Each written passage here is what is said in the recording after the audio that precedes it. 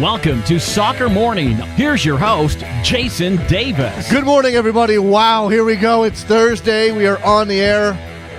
I am fired up. We've got a lot to talk about today. I'm so glad that you are here. You're going to be glad that you're on this, that you're listening to this particular program.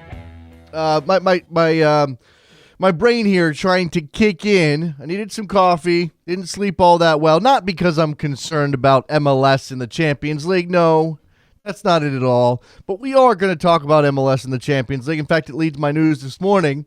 And I imagine it's going to be one of the topics that we get fairly deep into with our friend Herculez Gomez, who joins us in just about 9 minutes. You do not want to move. That's what I'm saying. Stay where you are. Herculez Gomez, you may have heard, waived by Toronto FC, so we will check in with Herc on what's next for him in his career. But obviously one of the brightest guys in soccer, going to give us some insight, having played down in Mexico, over what goes wrong every time MLS plays those teams in this particular part of the CONCACAF Champions League. We'll talk to him about MLS and everything else that's going on in the world of football.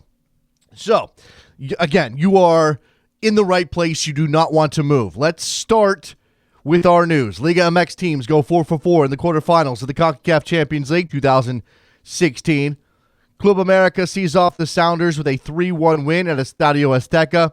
There was some hope that perhaps the Sounders could be the team to get it done. Ultimately, just not enough there. They score a goal, an own goal, and then on the other end, Club America comes right back. Lack of a concentration, perhaps. Lack of sharpness, perhaps. Excuses, etc., etc. It doesn't matter. It's over. RSL draws 1-1 with Tigres at Rio Tinto Stadium, but loses 3-1 on aggregate. Again, they came into that game with a 2-0 deficit from the first leg. They played relatively well.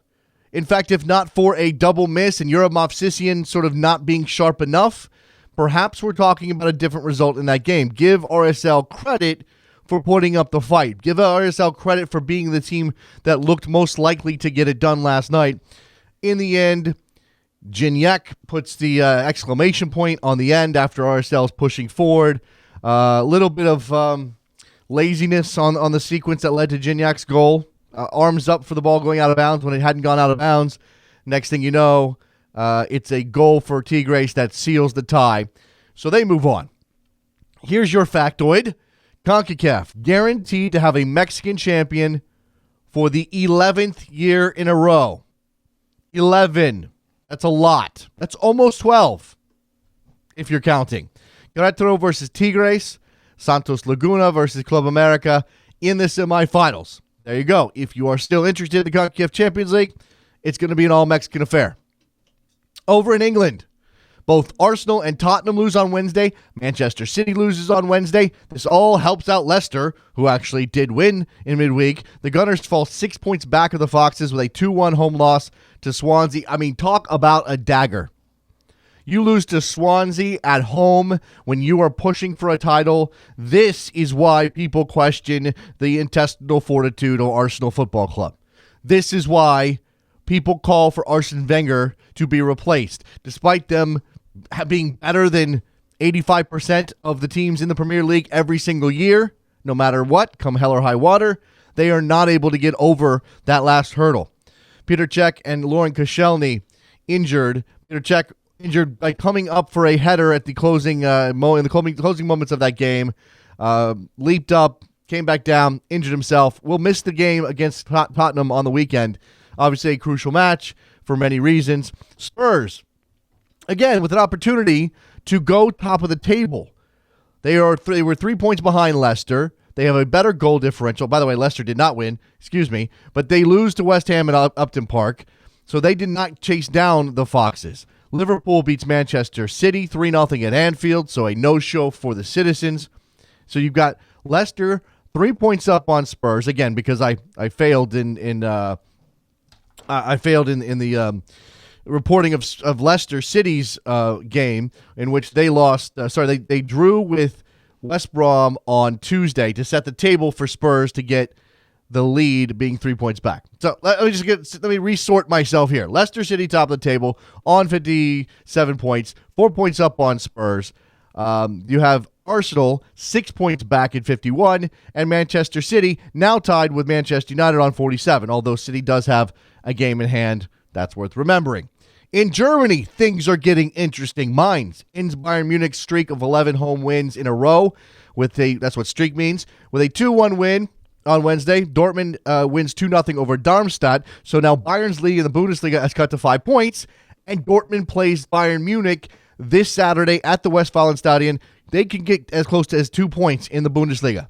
How long ago was it that we essentially called the Bundesliga for Bayern Munich? Again, because it did not seem like anybody had the firepower to keep up with them. But here it is. It's a 5-point gap right now. And again, with the big clash, top of the table clash coming on Saturday, could get very interesting in Germany. Certainly want that.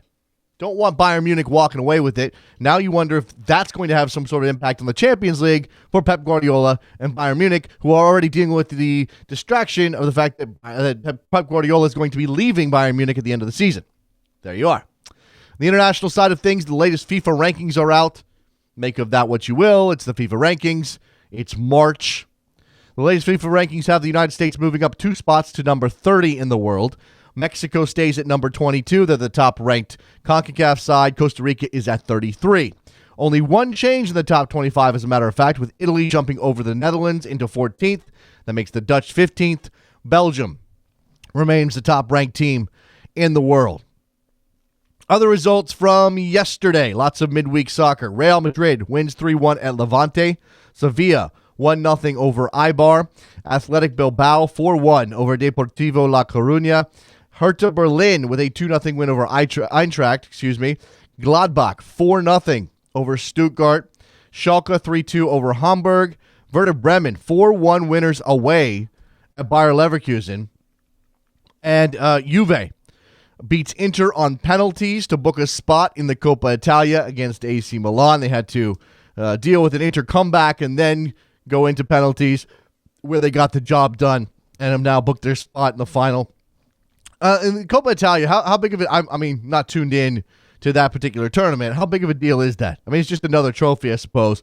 But you do have obviously 2 of the best teams in Italy in the final, as you might expect. All right, so here's, again, setting the stage for our friend and guest, Herculez Gomez, who is coming up in just a couple of minutes. We'll check on Herc's status. We'll check in on Herc's opinion on the Champions League and why MLS teams continue to fail at this hurdle. We'll talk about the MLS season coming up starting on Sunday. Lots to go over. Incredible day here at Soccer Morning. Good to have Herculez Gomez back on the show. It's been a while, and we were trying to work on a regular thing for Herc, but the man was busy. Now we get a chance to talk to him. I'm going to take full advantage of it. Do not go anywhere. Soccer Morning, backheel.com.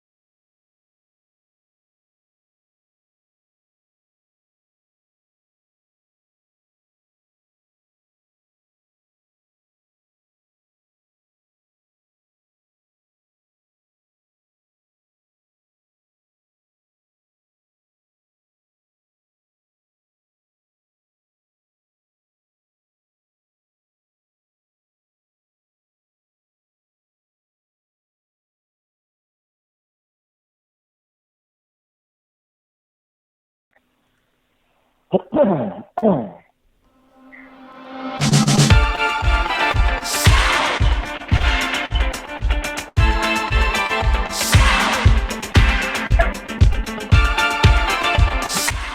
to Soccer Morning. Here's your host, Jason Davis. All right, we're back on Soccer Morning, and we have managed to make the phone work.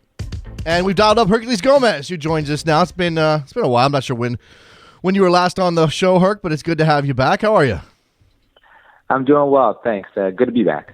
All right, so Herculez, you got a lot of fans out there. People who have followed your career from obviously MLS, days with the Galaxy to Mexico. You came back to MLS. You joined Toronto FC for 2015, and we just heard the news that the club's waived you. What's the situation with you and your career at this moment? Yeah, well, it was not something that was quite unexpected. I found out, I think in the off season, that they were having salary cap issues, and they were trying to work a few things out. It was pretty much a long story short of all parties were trying to restructure a deal to see if I could maybe fit under the salary cap and help them out to relieve their salary cap issues, but we couldn't get it done. So from my part, it wasn't something I was willing to do, and they were very honest and open about having to do a buyout and get me off their books in order to stay compliant with the salary cap. So now it's just wait and see. Go through this whole process. It's a little strange because guaranteed is guaranteed, but not guaranteed in all ways. So now I have to wait and see if maybe something comes about in the MLS. If not, go elsewhere. But it's the life of a footballer. Sometimes these things happen. Some of these mechanisms and rules that the league puts in place are at times a bit difficult to understand, but it is what it is. And right now we're just looking forward to the next step. Yeah, the business side of things can obviously be tough to deal with. Now you're not 21. This isn't your first rodeo, so you know how this goes. And you've been vocal in the past, obviously, about the way that MLS operates, the fact that Kansas City held your rights for so long, which was one of the reasons that you didn't come back to MLS earlier, I imagine. At this point, to be honest with you, I'm unclear because, I cover this league every single day and I still can't keep track of the rules. Are you free to go wherever you want within the league at this point? Well, I'm technically still under contract. That's where it gets interesting. So the terms of my contract kind of made it difficult for all parties. My contract ended June 31st of this year. Okay. So I then would have been free to negotiate within MLS with whomever I wanted, or out of MLS. So that's where it gets tricky. And, speaking to the front office and league officials, it would have been difficult to work something out. So now, since it's a buyout and they consider it a waive, even though you're still under contract, I have to go through the waiver process. And what that means is all the MLS teams now have a chance to at my current rate, right, come in and get me. Don't really feel that'll happen. It's a strange thing because if I was any other MLS team, I wouldn't, because after you clear waivers, you get a chance to negotiate with the player on another team's dime. So it doesn't really make sense for that team to try to bring you in and take over everything. So now it's just wait and see. We'll see. There are definitely at this stage in my career places where I'd like to be and others where I maybe wouldn't, so there are decisions to be made. But look, I've been very fortunate, and I still feel very privileged to be doing this for a living. Well, that leads to the natural next question is, I'm not trying to retire you early, Herc, but I imagine it's been a thought in your mind. Things like this come up, and it definitely makes you think. But it's not the only thing that makes you think. I've had interesting projects arise in the past, and like you said, we're not getting any younger. I love this game, though. And as long as I'm playing this game and it's still fun and I enjoy competing with the guys and getting into the locker room and doing the banter, I will keep doing it. It's really not that much about the money. If I'm being honest, there are other things, other places one could be if that was the case.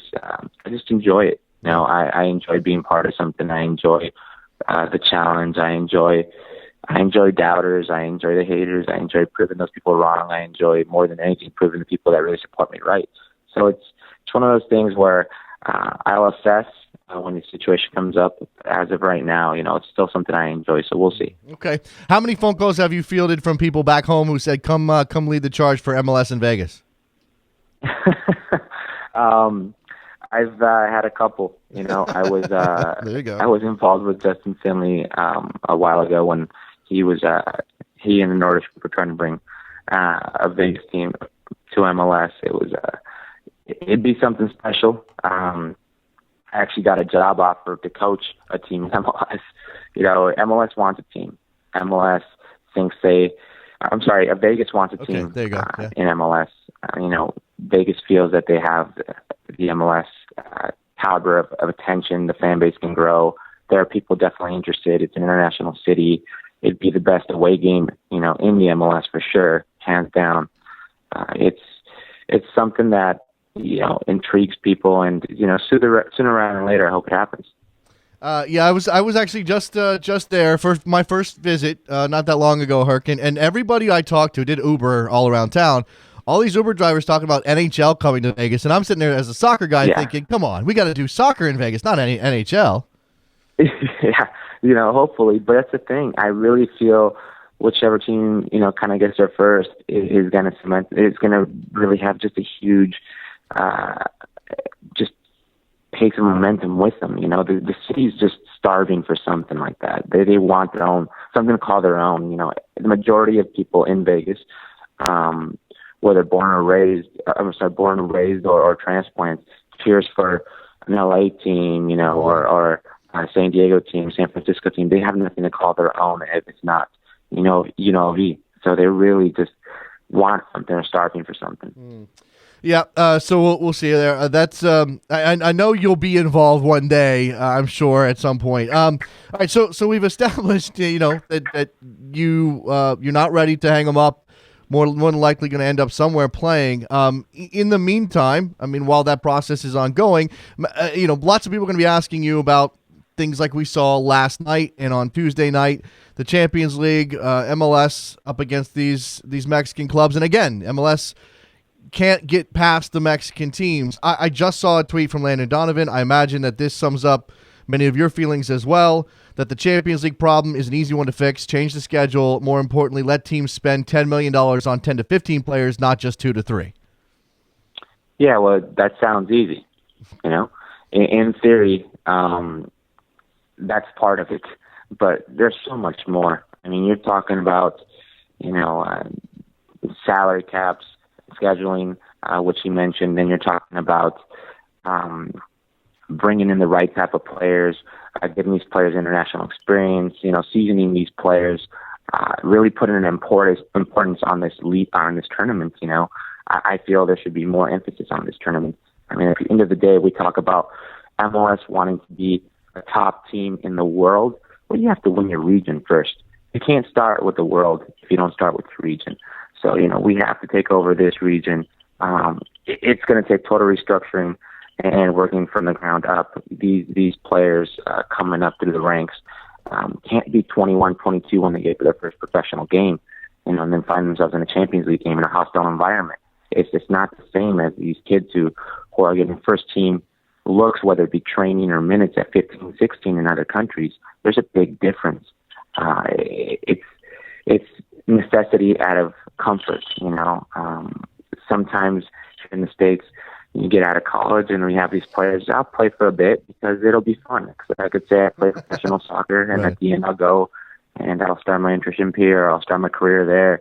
That's not the case in other countries. It's do or die. This is the way out for you and your family, and it's really necessity out there. It's not comfort. So it's a little different. There are many factors involved. The bottom line is it hasn't been good enough.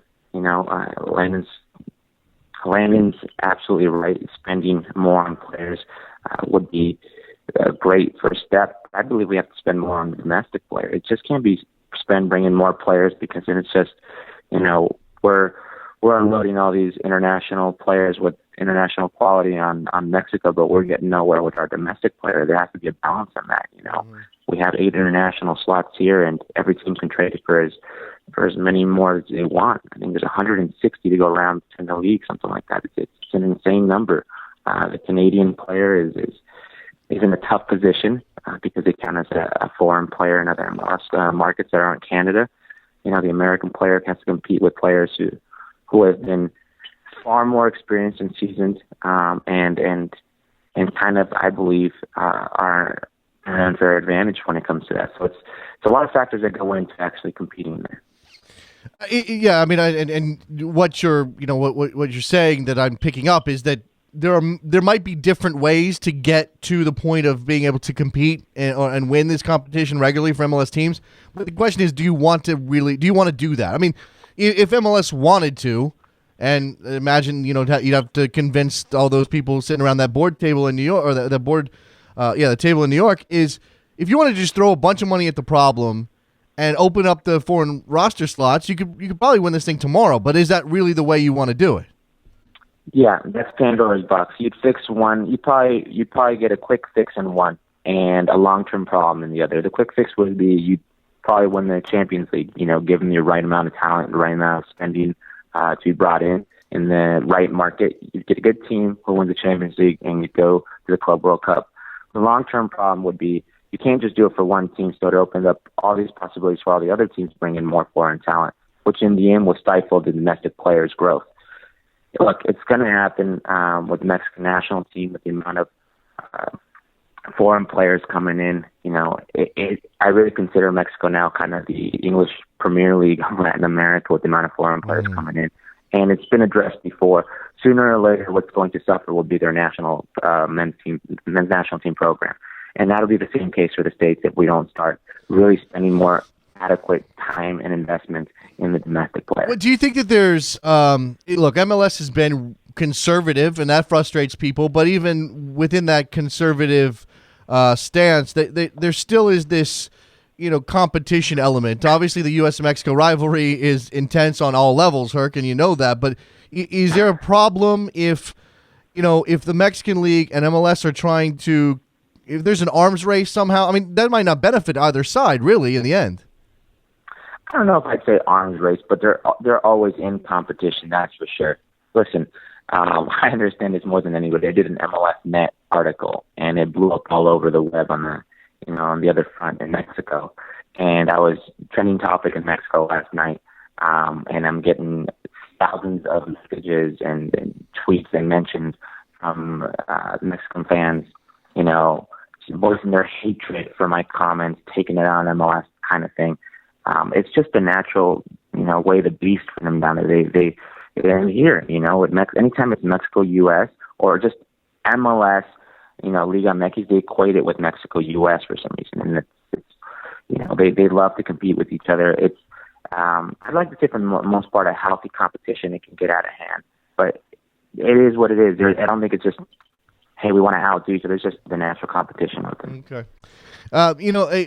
So much is made of the scheduling part of it. In fact, I've got friend of the show, Bo Durr, says go to Eric Ronaldo has been an advocate for switching the MLS schedule, following more of the European schedule. Certainly, what Mexico does, sort of taking the same idea and jamming in a big winter break because of the way the weather works in the United States and Canada. So a lot's being made of this schedule, and I'll ask you whether or not you think that's a fix. But from a player's perspective, how difficult is it to be any of these four teams from MLS when they are coming out of training camp, when they haven't played a competitive match, to go in against a team that's not deep into the Clausura, but 8 games is still a significant amount of games. Absolutely. If I'm being honest, this is my first preseason I've done in MLS in quite some time. I want to say maybe 8 years. And it was a tough preseason. It was very enjoyable. It was good. You can really lay the foundation and that groundwork for what's going to happen, going into the season. But if you were to tell me that a week ago I would have played my first game and got 90, and then literally the next week another 90, I would have said, it would have been tough. There would have been some bodies breaking down. There would have been some kinks to be ironed out, probably showcased on national TV. So it's very difficult. I don't know necessarily if changing the schedule would work for MLS, but it definitely is a factor moving forward in CCL, that's for sure. Do you think, I mean, there's also been some talk about CONCACAF swapping the schedule of this tournament and making it a calendar year tournament, meaning the group stage would start around now in February, March, and then the knockout rounds in the final would be fall into December, I imagine, or maybe just November. If that happened, obviously the MLS teams would benefit. Even with having to juggle playoff races and playoffs. But if they did that, does that take away from whatever the achievement is when an MLS team finally does win it, or does the scheduling now make it so that the disadvantage is so large that you almost have to change it for MLS to compete? Yeah, I mean, I don't know if you have to change it for an MLS team to win, but it definitely would help. And if I'm being quite honest, I see no reason why Mexican clubs wouldn't want to change it as well. Okay. So a big issue in Mexico is they get to the Club World Cup, and for some reason or another, their teams don't do very well.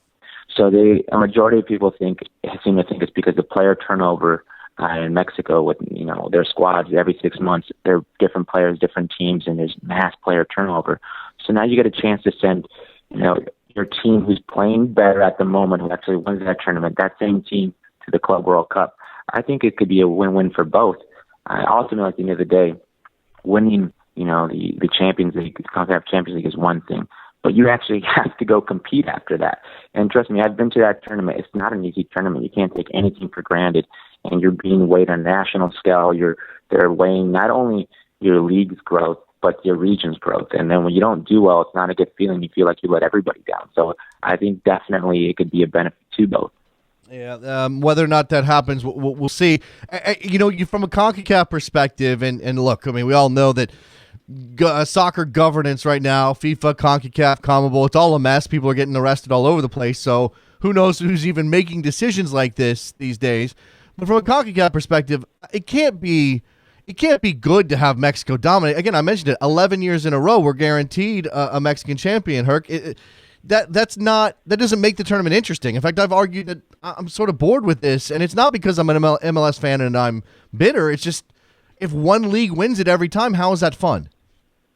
Look, if I'm CONCACAF, I guess I don't really care who goes as long as my best team going. That'd be the black and white answer. But yes, you're right. There needs to be. It'd be great if there was more of that rivalry where one team wins, one league wins, and then the other, kind of spike that interest. And that goes for Costa Rica, Honduras, the rest of the clubs as well. But the reality is, not everybody has the funds that there's a Guatemalan team that may not have the funds that LA Galaxy has. There's a Costa Rican team that may not have the funds that America has, Copa America. They're different things. They're different, factors being involved there to make that not quite possible. It is what it is. I still feel it's a growing region. Every qualifier, as you see, teams that pop up and surprise as they say, the giants of CONCACAF, the U.S. and Mexico. It's not an easy route anymore. I think parity is developing. It just needs to start at the club level as well. Speaking of it's a growing region and that kind of thing, we've got this tournament coming up this summer in the U.S. and I guess Canada too. I don't know if there's any game scheduled for Canada, but Copa America 2016, the centennial edition of this tournament, some question over whether or not the South American teams will take it completely seriously, Herc, but regardless of that, we're going to see filled up stadiums. It's going to be the biggest thing since 94. Give me your thoughts on Copa America this year. Well, I think it's going to be huge. You talk about how big 94 was here. I think it's still to this day the most attended World Cup ever. You've got people from all over. Interest will be there. Definitely the South Americans are going to take this tournament seriously. It's a Copa America. It's a big thing. I was fortunate enough to play one, and I grew up watching these Copa Americas, and my first national team camp was actual Copa America in 2007, and I remember being there and just how massive it was. And we were in a country like Venezuela where it's not even their number one sport, and it was insane. It was just insane to be part of something like that. And the guys who are going to get to be part of something like this and in their home country here in the States, it's going to be something really special. I think there's going to be full support for plenty of national teams, for the U.S. national team and Mexican national team, for this region. it's going to be a great tournament. It's interesting you mentioned that '07 Copa America team that you were on, because that's the team that people say is the reason that the United States hasn't been in a Copa America since then. Bob Bradley, obviously, we had the Gold Cup, and for people who have vague memories, that Gold Cup was the one Benny Feilhaber scored the winner against Mexico. Then we get the Copa America, and Bob was like, well, I can't take my full squad. I'm going to take some young guys. You were involved. Yeah. I think Eddie Johnson was on that team. Lots of guys who are coming through the ranks. How do you sort of process, and not your fault, but how do you sort of process that the fact or the theory that the U.S. hasn't been invited back because of the team you were on? Yeah, I mean, that's just an opinion. I've seen plenty of. Mexico's done it plenty of times where they send in the U23 squad. Yeah, you know, true. and they still keep getting invites. Jamaica's been invited and they haven't done so well, and they've gotten invites. So it is what it is. It was a great experience for a young guy to have. I grew up watching that tournament, and so to be able to be part of that tournament was really something really special to me. It kind of cemented and then laid the foundations for what was ahead for me international-wise. It gave me that hunger to want to achieve more, something of that. So it's a great thing for a player, but like you said, you should be taking your best teams there. You're representing the United States, you're representing CONCACAF, you're representing, well, it doesn't matter what country you are. The idea is you play a tournament, you want to win the tournament. So in theory, yes, but like you said, under the circumstances, literally, I tell you, I was there. So that final got done, and we beat Mexico. That day I got there, we left the next morning. It Wow. wouldn't have been possible for a majority of you guys. Right, yeah. I mean, looking at this team, I mean, come on. Brad Guzan, Casey Keller, Bobby Boswell, Jada Merritt, Marvell Wynn, Bornstein on that team, Olsen, Feilhaber went, despite being on the, as you said, being on the Gold Cup team as well. Charlie Davies was in that team. The very That's early right. days of Charlie Davies. Wow. Lee Wynn He was was on my that roommate. team. He was my roommate on the road for the Copa America. Great kid. 20-year-old Lee there was- Wynn and Taylor Twellman and you and Sasha and Ricardo. Wow, that's a hell of a team now in retrospect. Yeah, it'd be a great team now. Back then, we were just all kids. We had a good mixture of some savvy veterans like Benny there and Casey and youth. Charlie and Lee Wynn were coming up. I think Lee was like 19 at the time. Yeah, he was wow. playing down in Holland. He was insanely just quick feet on the ball, was just something else. I mean, we had a lot of promise, but that's what it was. You were trying to give these kids. He was like, okay, I can't take my first team, so what do? Let me see these kids. So he brings these kids, and we played very difficult games. I believe it was Argentina, Colombia, and Paraguay was our group stage. And so it doesn't matter what year or what decade you Right. get in. It's going to be a tough group stage. Yeah. It was something else. But I'll tell you what, it's a moment that I'll never forget. Most players are lucky enough to get their first cap against, no disrespect to a Panama or a Guatemala or or Antigua or anything like that. Look at the first cap against a team like that. I came in as a sub for my first cap, and literally my first play was, chasing Messi down and, getting the ball. And then it was like Riquelme was on the field, Crespo was on the field, Heinze was on the field, Tevez was on the field. It was That's insane. something else. Yeah. And we had no idea what Messi was going to be quite yet. I mean, he was, how old was Messi at that point? I don't know. This was, wow, he had to be 20, I believe. Yeah, he was very young at the time. I mean, I remember. I don't have a vivid memory of that game. 20 years old. He had 14 caps. He had scored 4 goals for Argentina. I'm sure that number's a lot larger these days. Man, I'm thinking about Bob having an eye. I mean, look, Jimmy Conrad was 30. He's one of the older guys, as you mentioned, Benny Olsen. But a lot of these guys. Wow, never mind. All right, we'll move on from Copa America 2007. He's a good coach. He's got a great eye. I'm just real fortunate to be part of that group. I mean, a lot of these guys have gone on to do great things. A lot of these guys are still in the sport. A lot of these guys are doing other things still within the sport. It was a very good group. Unfortunately, the results weren't what we would have liked, but that group was a very difficult group. Yeah. So, Herc, I would be remiss if I didn't ask you a little bit about MLS. It's starting on Sunday, and while you're right now not with the team, I'm sure you've got some insight for me at least coming out of last year, what you saw. First of all, how many times, and I'm not going to ask you, but you can fill it in if you want, but how many times have you been asked about the difference between MLS your first time around and now, and the improvement in the league, et cetera, et cetera?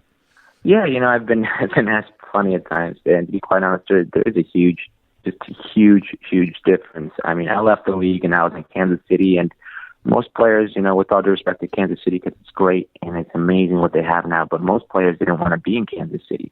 You'd go to Kansas City, it was a small market, and you'd play at Community America Ballpark. It was a AAA baseball stadium. It was tiny. I think max you can get probably 10, 5, 11,000 people in there, and it wasn't quite the environment one wanted to play in. And now it's one of the premier landing spots for any player in this league. It's Soccer City, USA for many, and it's great atmosphere, great buzz. I can't even tell you how numerous sellouts in a row. It really just has changed. That's one of the many places that's great to play. There's more money in the salary cap to spend, so you're getting a better quality of player. They're doing a better job of bringing in these foreign players. Before it was, well, he's got a name and we'll bring him in, and maybe it wasn't soccer people making soccer decisions, and now there's a little bit more tact when it comes to bringing that type of player in, and we're doing a way better job of that. Even the fan is more educated now than they've ever been, and that's amazing. So when you look at, I'm not going to ask you to make a bunch of picks here, but based on what you know about TFC, for example, because I think a lot of people are picking TFC to make a big move up in the world this year, because last year it was about they could score goals, and Giovinco was amazing, and from attacking end how good they were, but the defensive problems held them back. Yeah, if I'm being quite honest, I think it's a little unfair to the defensive core group. I think being a good defensive team there's a lot more that goes into it than just a good back four, and a good six, holding six. To be a good defensive unit, it takes 11 players, and I think that's where maybe last year we were struggling. We didn't have that 11 on the same page, doing the same things to defend and to be a strong unit. For whatever reason, I think this year they should be a lot better at that. That's pretty much a lot of the focus in preseason was, strengthening that defensive unit, all lines. So you should see a better TFC defensively. I'm hoping. I still am going to root for these guys. They're great guys. In the locker room. I'm very fortunate to have been part of that. They've got lots of talent up front. It's about staying healthy. As you know, when you spend money on DPs. It's going to take a larger chunk of your salary cap, so you really need these DPs to be not only firing on all cylinders, but just to be on the field at all times. Yeah. So it's a lot of pressure. It's going to be a lot of pressure. They're under a magnifying glass, but I think they'll do well. Quickly here, one of the more troubling things we've seen in the last couple of years is the continual problems with Jozy Altidore and his hamstrings. He's got another hamstring injury. I think it's preventing him from starting this weekend for TFC. I'm sure he'll be back relatively quickly, but as a guy who's pulled his hamstring as a civilian, I can only imagine as a professional soccer player how difficult that can be. What accounts for sort of recurring problems with that, Herc? And as a player, how do you address something like that? Well, I'll tell you what. If I ever get as explosive as Jozy, I'll let you know. Okay, all right. This kid is he's a freak with his physical abilities. He is just a big kid in general, strong, fast, very explosive, and with that comes these hammy injuries. It's just part of the game for him. It is what it is. He's a very good player. I don't understand a lot of the Jozy hate that goes around. He's 26 years old. He's going to be playing in another World Cup if he stays healthy soon. This kid, when it's all said and done, could be the leading goal scorer in a U.S. national team jersey ever. If he stays healthy and keeps going on the pace he's going, that's what's going to happen. He's going to be one of the all-time greats. He doesn't get the respect he deserves, and it's crazy to me because his production level at the national team has been just something else. Injury-wise, it happens to every player. Yeah. Trust me. It's a bit of a chain reaction when you get one injury and you're trying to come back, and you start kind of snowballing into other little things and maybe nagging injuries that don't help you really clear up the issue and kind of prolong that. So there are a lot of factors that go into something like this. Yeah. How much, just to sort of put a cap on maybe trying to figure out the Josie hate, how much of that is just an inability of fans and even the knowledgeable ones, even people who understand the game, to sort of appreciate everything that goes into anybody's performance? I've had discussion with holding mids who say, I thought I played great, and people on the street are telling me I sucked. So obviously there's a disconnect there. When you're on the field and you come off of a performance, obviously as a forward, your goal is your job is to score goals, but it's much more involved in that than that. How frustrating is it to sort of have people not understand everything that goes into your job? You have to be professional enough to put that aside. It's difficult because at times, as professional or as thick-skinned as I can be, my family may not. They don't understand that. They've never been put in that position, and that could be difficult for one as well. I could have a bad game. I could have a bad season or whatever. I could not be somebody's cup of tea. There are probably fans that can watch a player and say, he's terrible, but he's exactly what that team needs. Mm-hmm. And this is sometimes when I go on Twitter or I read an article and they do, let's do player ratings. I think those are some of just the most outlandish things and just obscure things any reporter can do, because you don't know the game plan for that day. Maybe a certain forward or offensive player, his role that day could be to shut down this sector a little bit more, to focus on this and more than that.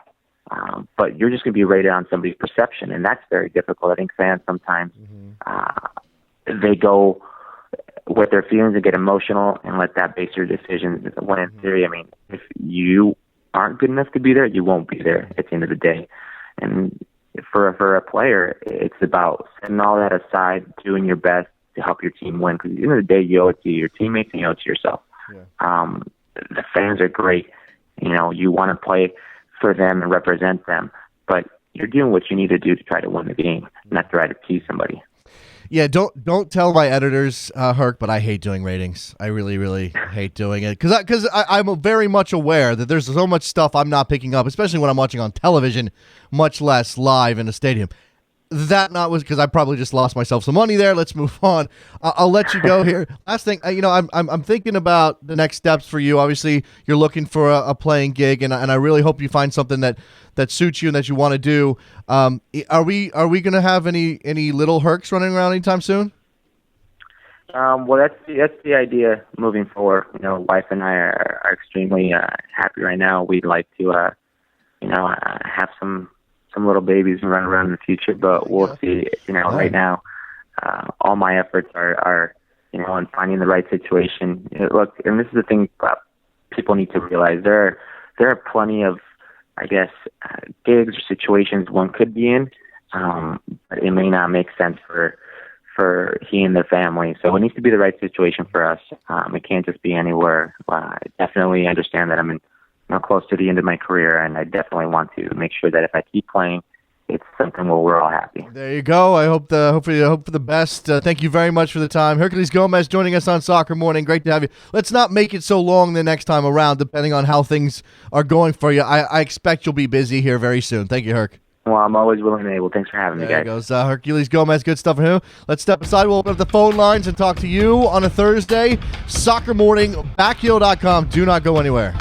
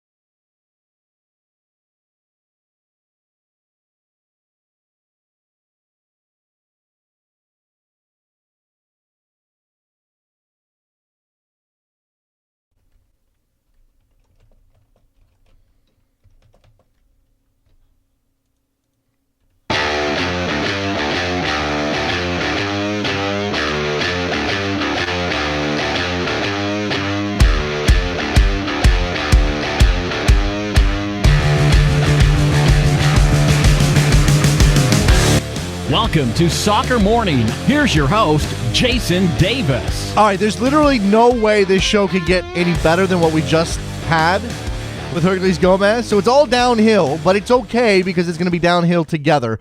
You and me and everybody else, we're going straight down and talking soccer all the way there. Just a little bit of a tease here. Tomorrow, Friday, the last day of Soccer Morning before the open of the 2016 MLS season, we will be doing our Predictapalooza show. Is that the name we came up with? I don't remember if we named it. Predictapalooza sounds terrible, but it's something maybe you could put on a t-shirt, perhaps. I don't know. Regardless, here's what's going to happen. We are going to talk to Alexi Lalas, full interview, discuss the league, maybe range into some other topics. Then, in rapid-fire fashion, we are going to have Grant Wall, Jonathan Tannenwald, Charlie Boehm, Doug McIntyre, Ariel Castillo, Steve Davis, Eric Wiebe, Brian Dunseth, Andrea Canales, Jeremiah Oshan, John Strong, Matthew Doyle, and two more guests that are yet to be confirmed. So, if you like a lot of guests on your show, did I say Eric Wiebe? I meant, that's not what I meant. Andrew Wiebe. My apologies to Andrew Wiebe. I know his name. Did I say Eric? Okay. And I know that one of the people that may be confirmed is named Eric. I think that's happening, right? Or that's something we're working on. So maybe that's where I got confused. Let me try that again. Because I asked Trevor for the list, and it is completely riddled with spelling mistakes, which is why I was thrown off. Grant Wall, Jonathan Tannenwald, Charlie Boehm, Doug McIntyre, Ariel Castillo, Steve Davis, Andrew Wiebe, Brian Dunseth, Andrea Canales, Jeremiah Oshan, John Strong, Matthew Doyle, and two more to be confirmed. There, let me do that. Okay. I fixed it. All right. 646-832-3909 is your phone number. So every one of those people we'll be putting them on the spot. They will make an MLS Cup pick, a champion in each conference pick, a Supporter Shield pick, an MVP pick, and maybe a surprise team pick. I usually throw in one random oddball question in the 5 minutes that I grab with each one of these people. I think this will be is this our third or is this our second and we did a wrap-up version? I can't remember exactly. Seriously, people, we do this every single day, and I'm happy to do it, but sometimes I just can't remember what we did last week, much less last year. All right. I also wanted to, by the way, get those phone calls in, 646-832-3909. Don't run out of time. I wanted to touch on the Soccer Morning Fantasy League, which is up at MLSsoccer.com, the fantasy page at MLSsoccer.com.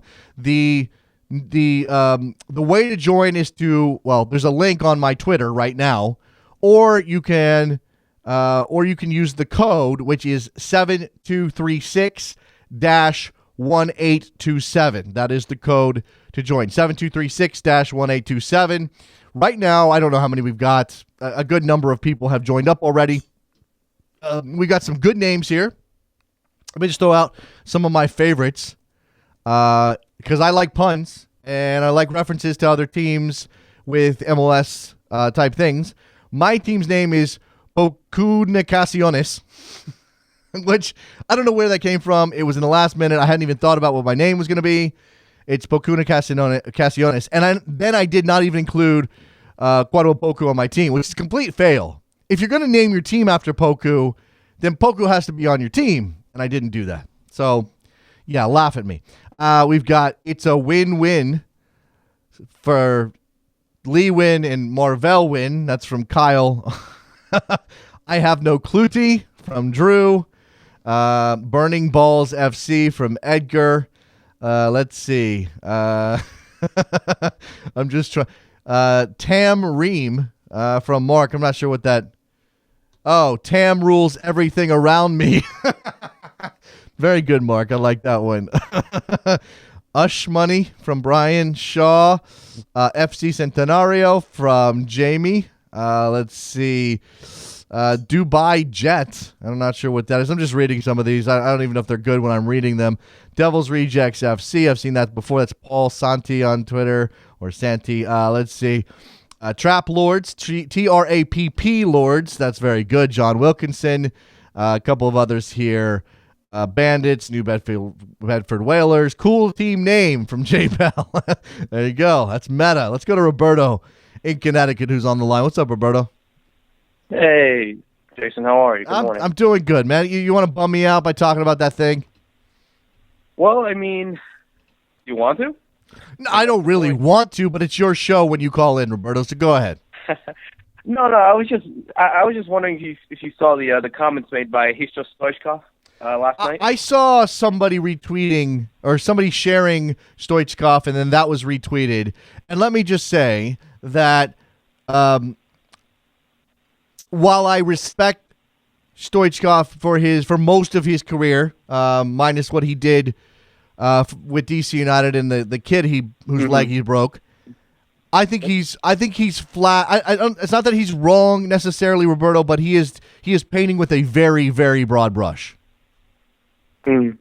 It's well. I mean, there is a bit of a point, honestly, but it's just tiring to see us perform underwhelming, especially in a tournament where we should perform above expectations, but we fail to have one team in the semifinals now.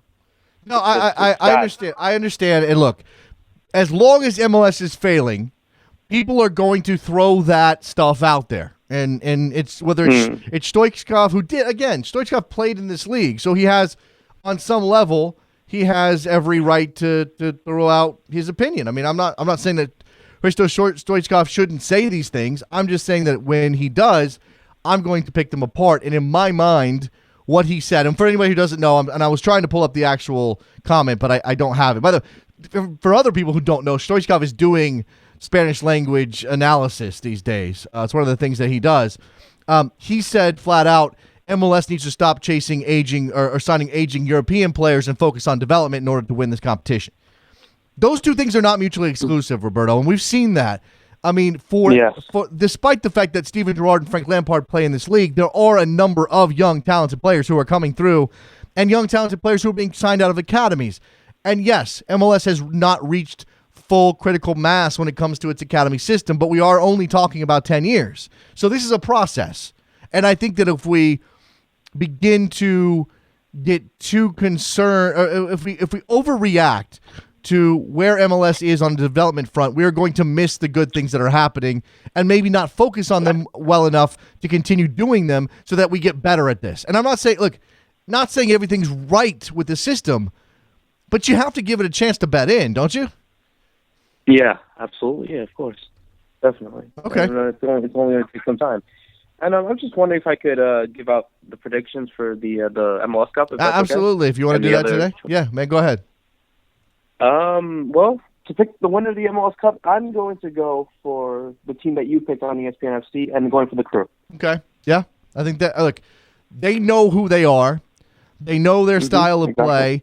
It's not like anybody figured them out last year. What happened against the Red Bulls was simply, what happened against the Timbers in the final, my bad, because they did it to the Red Bulls, was, a couple of bad lapses in concentration. I don't think they were played off the field by any stretch of the imagination. They're definitely good enough to do it. Absolutely, and they have the capability and the talent to do so. And I think a team that they have to fear would have to be maybe Toronto, honestly. Okay. In the East. Yeah. In the East. I think a lot of people are looking for big things from Toronto, and I think they're going to be better. But we'll see. We'll see. It's.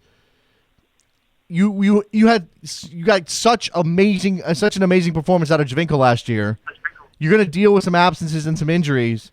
Things could fall apart. Not to the point where they don't make the playoffs. I think Toronto's a playoff team, but are they good enough to win an MLS Cup if some things go wrong? If in the cause of Giovinco, if it ain't broke, don't fix it. Nah, there you go. Roberto, got anything else? You want? No. Enjoy your weekend, Jason. I appreciate it. MLS.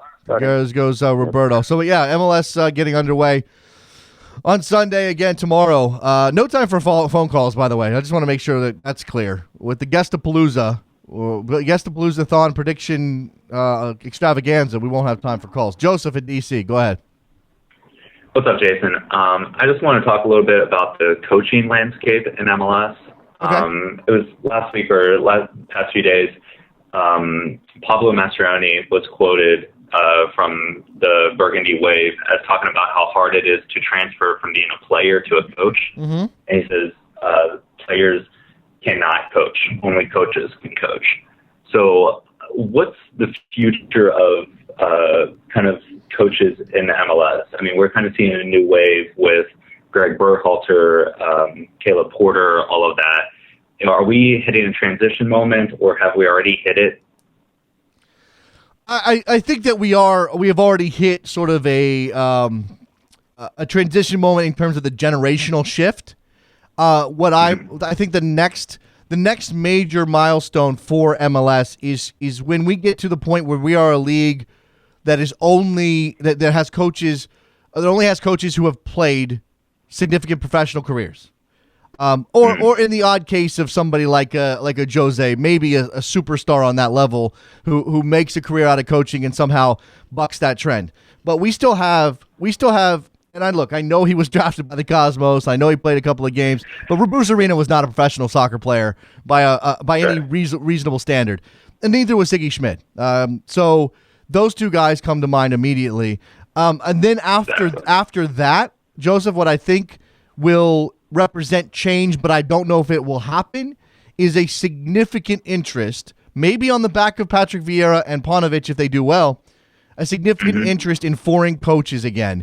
And foreign coaches, I think the pedigree level is going to go up. Now, we've had some guys in this league who are relatively big names. I mean, certainly Ruud Gullit was a big name, but Ruud Gullit was an anomaly because of the Beckham experiment. So we can't really include him as a trendsetter by any stretch of the imagination.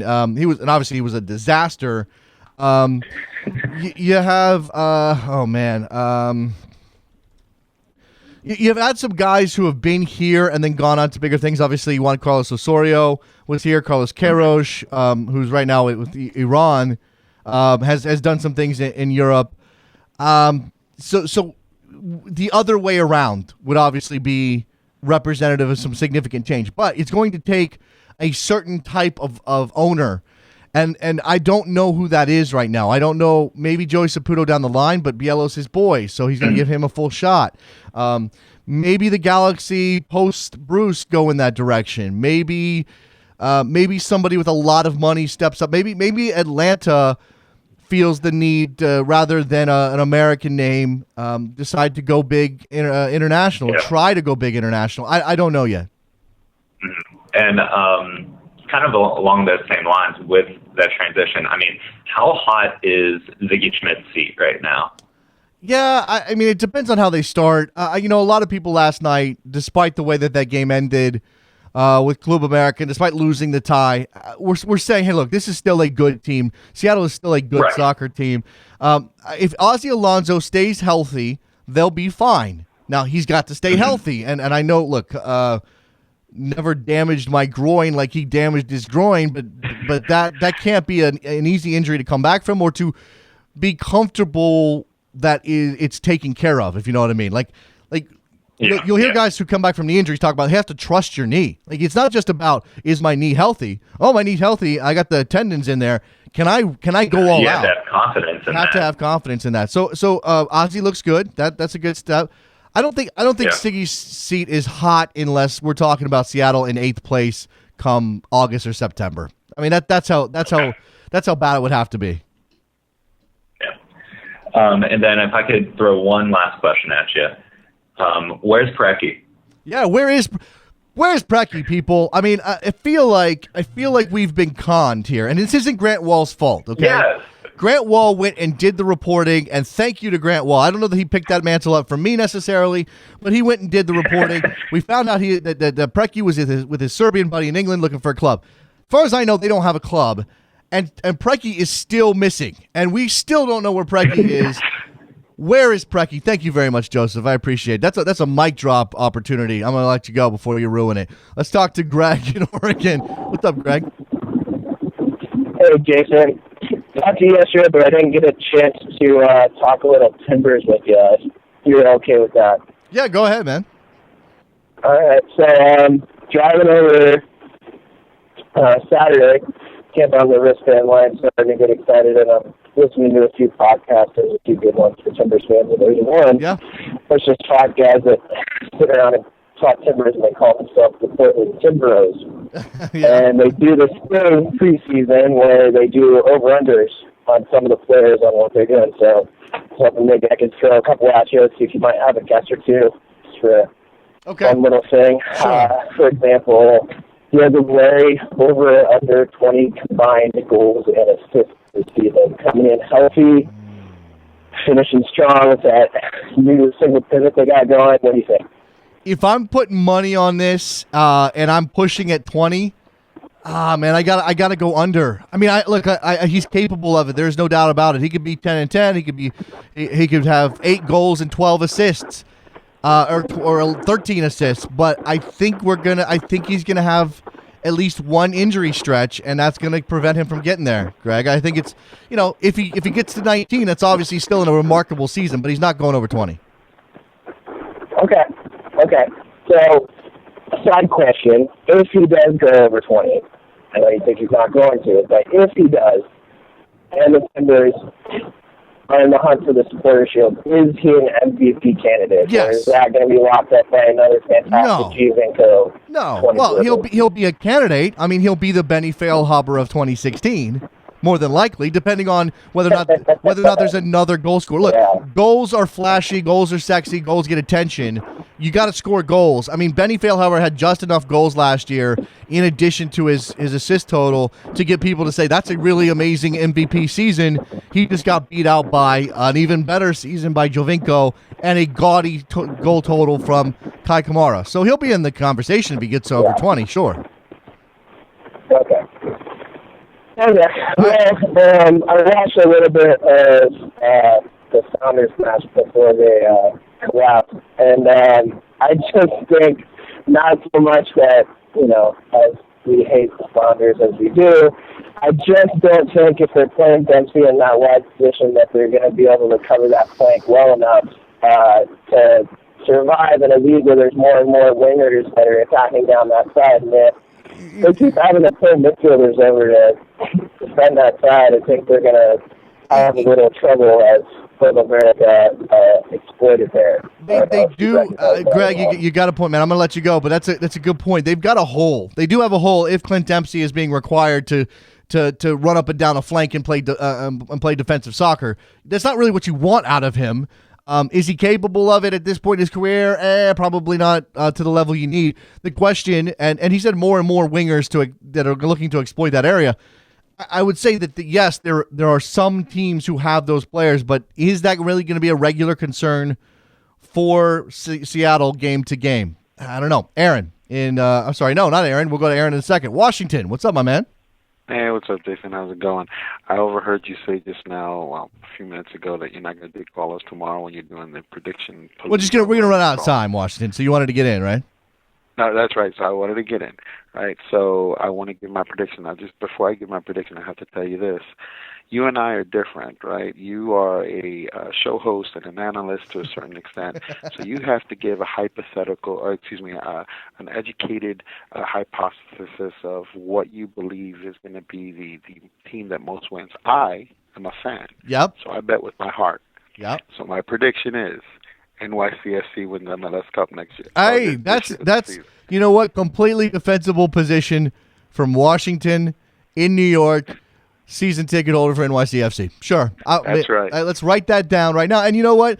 This is the best part about being a fan. And this is what I did. Look, I'm even not, you said, my position here and host and an analyst, whatever, and obviously trying to be rational about things. It carries over, and it's more a personality quirk than it is a job description or a part of my job. I have trouble being the complete homer fan with my other sports that I care about.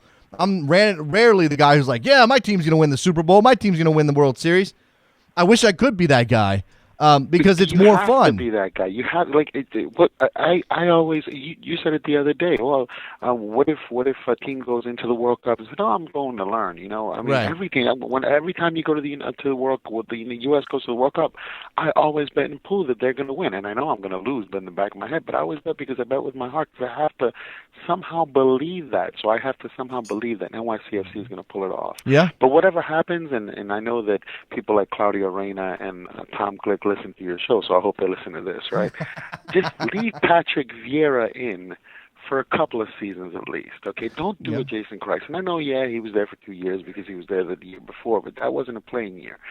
So leave him in because I believe that routine fosters development, okay? And if you change the head every year, it's just not. You're not going to get anywhere. So just leave this guy there for a while, please. Yeah, no. I mentioned this before. I did a piece on the hot seat. Coaches on the hot seat for MLS in 2016. Did not include Patrick Vieira because I don't think it matters. I mean, look, if they have the worst season in the history of MLS, if they fail to win a game, if they have, if they get 12 points all year, okay, maybe. I don't think that's going to happen. The league is way too competitive. They have some quality. They'll get some wins. He's going to stay in that job because he's got a different, I want to say pedigree. It's not really about that necessarily. It's about, well, yeah, it is. It's sort of about where he comes from and who he is. And that's unfair to Jason Christ. Let's just flat out say that, okay? NYCFC is going to end up being hypocrites if Patrick Vieira finishes 8th or 9th or 10th, and they keep him around after they fired Jason Christ. Let's just say that, okay? Agreed. But that's okay from a building perspective because better to go into year 2 with Patrick Vieira than to fire another coach, go through the whole process again, change everything up, blah, blah, blah. I'm with you, Washington, 100%. All right, thanks a lot, Dave. All right, there goes Washington. Washington up in New York. Hey, Jason, what's going on? I love Washington's mic technique. Let's go to Aaron, slightly different mic technique in Jersey. What's up, Aaron?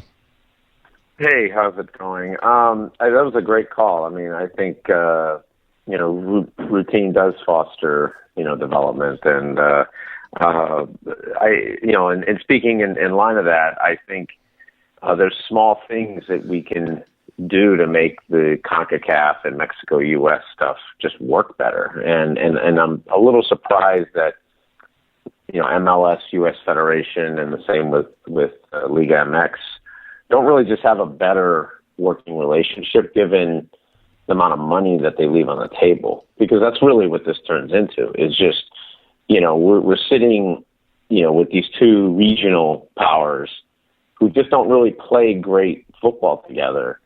From a year-to-year basis, and that's a rivalry that's just kind of, other places in the world know about our rivalry. I mean, like I said a month back or whatever when I got back from Europe is just people reference it the same way people reference big European or Latin American, South American rivalries, and it's just surprising to me that we just don't really either see that or the people just don't want to get in the room together because, I just think that they're leaving. It has to be at least tens of millions of dollars a year, if not probably more. Sure, but is that the kind of spirit you want? I mean, isn't the spirit of international soccer and even club soccer on some level very much what you talked about? It's about fostering the rivalry. Just because something makes sense from a business perspective doesn't mean that you should do it, especially when we're talking about sports, Aaron, and it shouldn't be about business first. It should be about the competition first.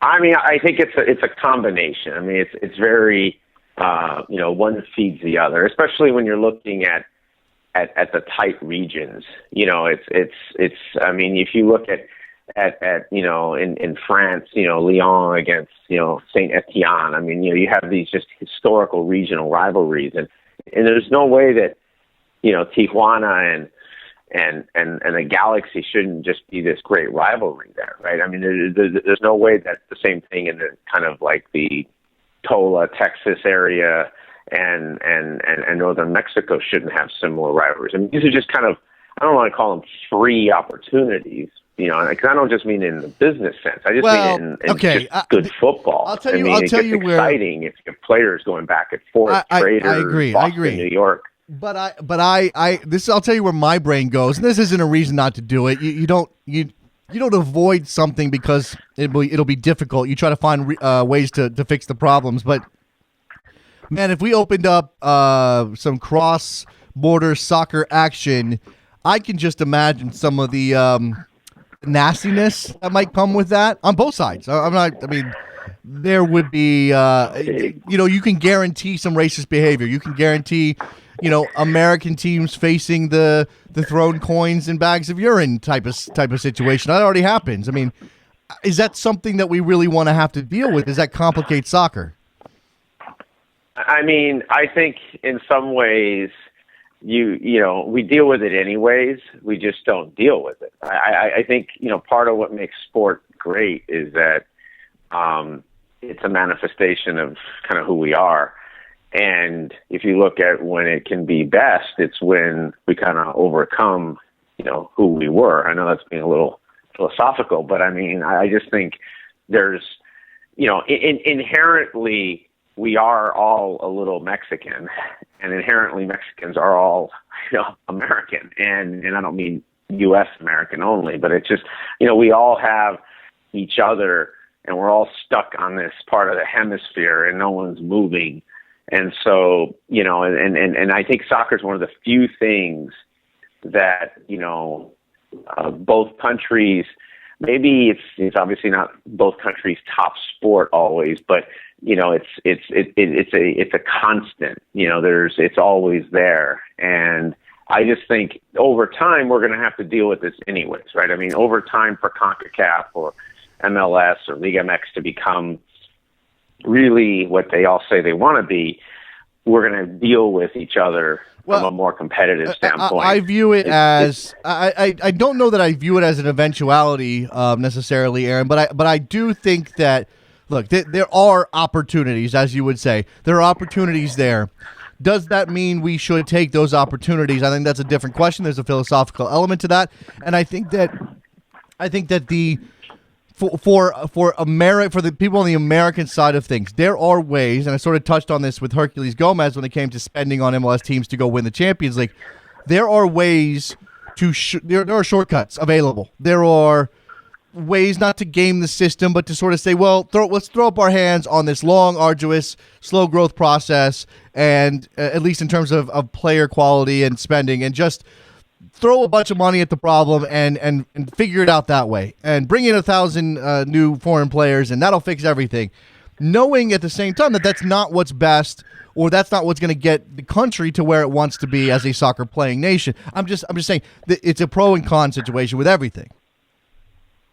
Absolutely, and I don't believe in buying a bunch of foreign players in anyone's league just to magically try to win a cup, because you wind up devaluing it, and then the flip side could happen where we buy the cup and then the Mexican teams aren't that competitive. I mean, in the end, and I guess that's kind of the whole point I have, which is we're all stuck in CONCACAF, and unless there's going to be some future hemispheric football association, which is I don't think very likely for a long time.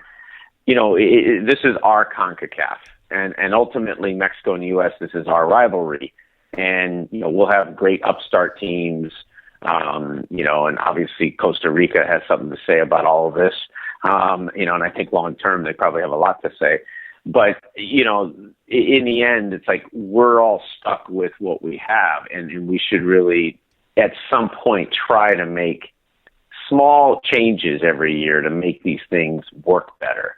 Because I don't think it's that crazy to really have a working... I mean, if you think of what we do every day and how much we have in our lives, how much of it comes from Mexico. When you go to Mexico, how much of it comes from the U.S. I mean, it's kind of absurd when you move to something like soccer that we just don't do the same thing. Okay. All right, fair enough. It doesn't really make sense, to me at least. And my homer pick is the LA Galaxy. Okay. I'm from LA, so I have to always support LA teams. So I got Felix S9 on Twitter who says his pick is LA versus NYCFC.